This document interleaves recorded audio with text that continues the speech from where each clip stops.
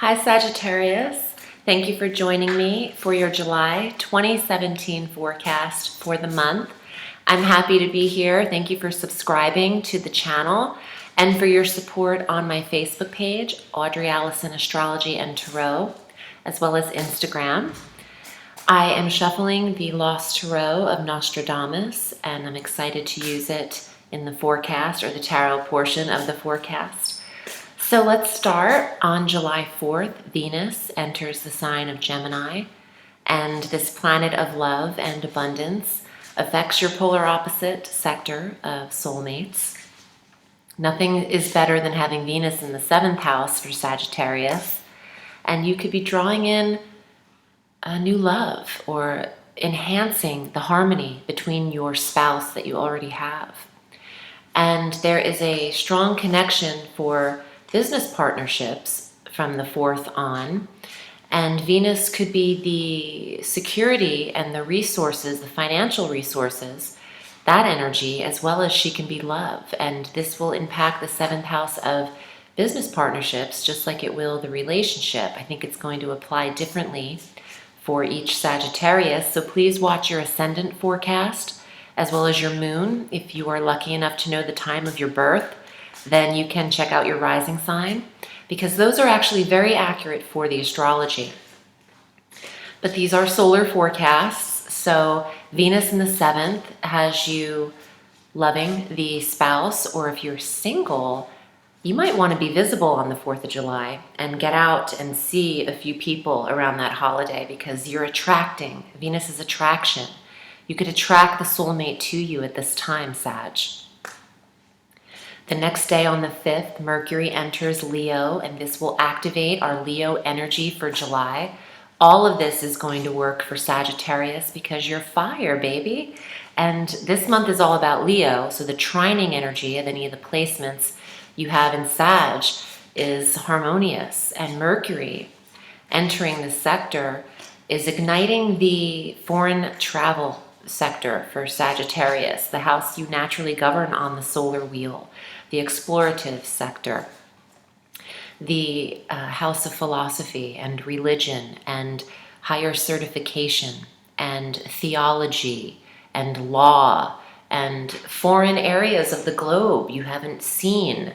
You'll be reading a lot about this with Mercury in the 9th, maybe analyzing and investigating and looking up information about other cultures, other lands, studying abroad. Venus in the 9th house could easily see a Sagittarian or two do that. We have our full moon on the 9th at 17 degrees of Capricorn, bringing an awareness or closure in the 2nd house of self-worth, value, confidence, money, the budget. So an awareness in maybe negative self-talk. Maybe Sagittarius has to be aware in the full moon of Capricorn of self-deprecation and degradation in the 2nd house. Some of you are actually putting an end to a financial income at that time. You're closing the door on something. Maybe you're finalizing a budget and getting that in order, and you're able to close the door on worrying about it, or how you are, I want to say, obsessing over it.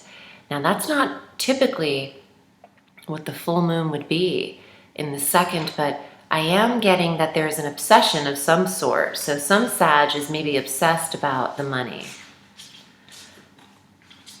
On the 20th, Mars enters Leo, so conjunct Mercury, and then the following day, or the 2 days later on the 22nd, the Sun is there.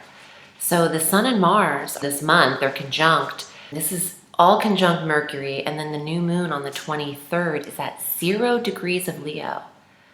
And that is a strong catalyst, period. And that's the day where you could easily book your flight and travel for the or book your flight prior, but travel on the 23rd. All of this energy, the personal planets and our sun and new moon there This is a fresh start in the 9th house of how you are identifying with things, your belief system, your stance in the world. What do you believe? What theology are you affiliated with?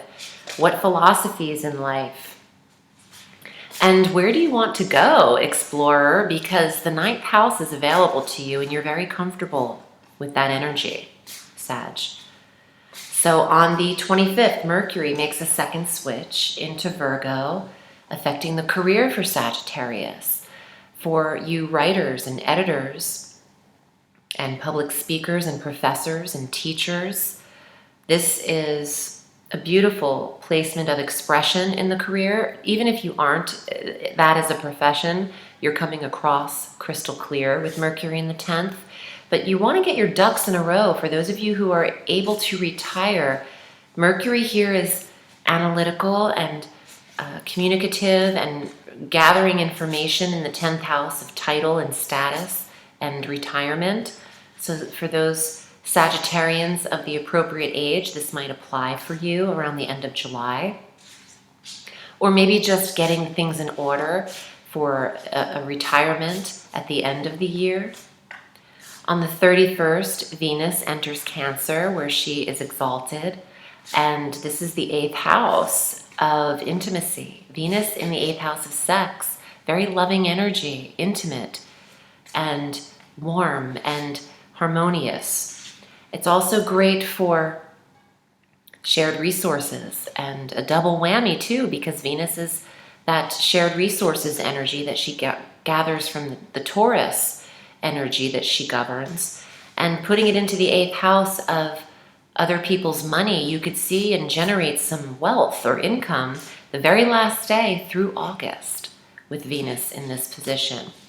Let me get to the cards. I'm anxious to read, and I'm liking the tarot even more than the astrology these days, just because of my Vimeo on-demand videos.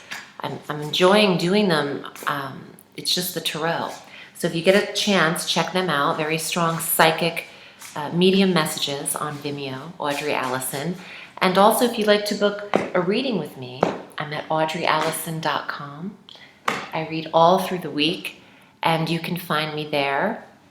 Expand the Show More button, and that will also give you the option to investigate my tarot course if you're curious about how it is I read and the method I use to clear my cards and my environment. It's all in there. And for the price of one 30-minute tarot reading, instead you could get a 21-day course sent to you via email.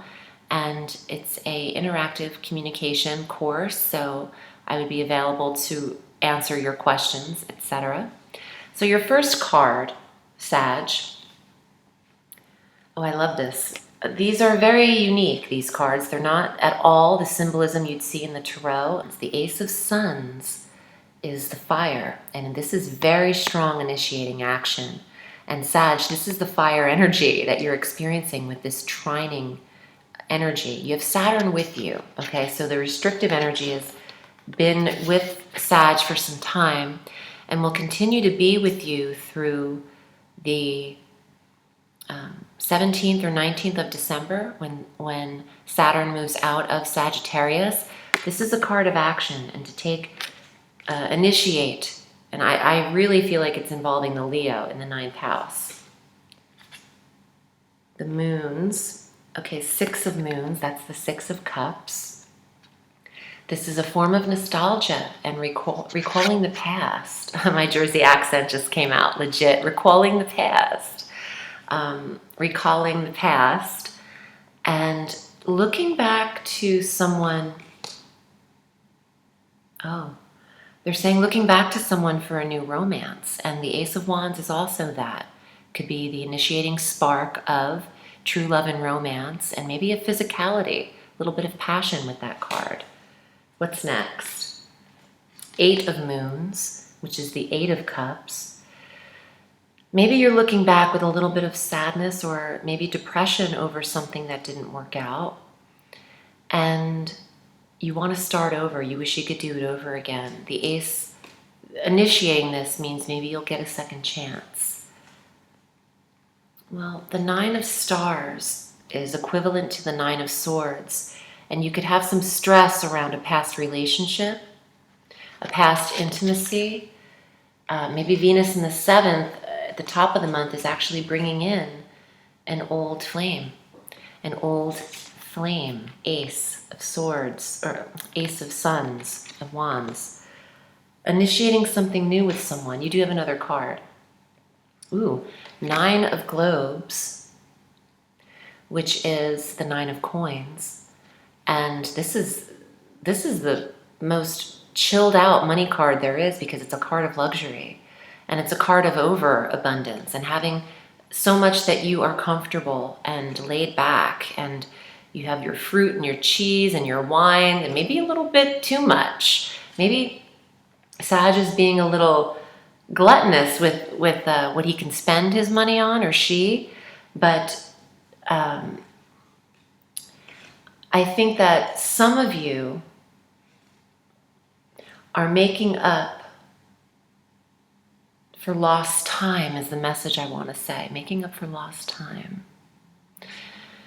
Okay, so you're reconnecting with someone and you want to make up for all of the lost time that you've had, that you were apart, and maybe it stressed you out a little bit being away. Some of you need rest, I'm hearing the Four of Swords in addition to rest, so needing recuperative rest, and something could have drained you emotionally. Maybe it's just that it drained you because it was exciting. And, being drained can come from different areas. It doesn't have to be negative. You can be, overstimulated or overactive, even mentally, and then get drained from something like that. So some Sagittarians are meeting new connections. Some of you are initiating a new endeavor or an emotional connection. And even though some of it might be connected to the past with the Six of Cups, Six of Moons, but some of it could be a fresh start at the 0 degree mark of the new moon. And for some of you, you're attracted to foreigners or people outside of this country, or what it is that you are not accustomed to, what is foreign to you. So that could apply very differently. I'm wishing you a beautiful month, Sag. I hope this was helpful. Please check out your Vimeo forecast for more specific psychic details. I'm wishing you a sweet month. Remember, the sky is limitless, so reach for the stars.